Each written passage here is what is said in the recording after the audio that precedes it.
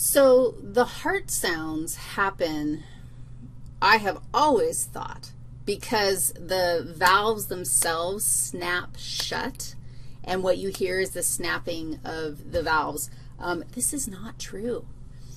What you're actually hearing is the turbulence in the blood as a result of the valves closing. So I don't think there's a problem functionally or practically with thinking about the valves making noise when they close. I always envisioned it being the snapping of the actual valve pieces together, but it's the turbulence of the blood that you're actually hearing with your two heart sounds.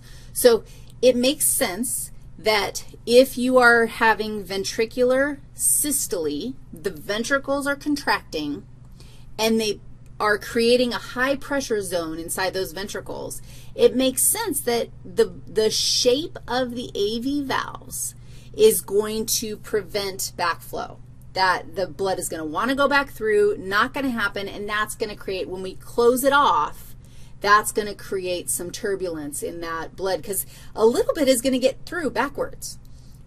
But then it's going to snap off like, no, sorry for your luck. And so what was going to try to get through there, there's going to be some turbulence that you can hear with the first heart sound, which is lub. And then systole is associated with the lub. The dub is associated with the semilunar valves contracting, and those guys are not contracting, closing. Those guys are going to close when ventricular systole happens. The blood, you push all the blood out in systole of the ventricles, squish it all out there, there it goes, and now you relax the ventricles. The blood wants to come backwards.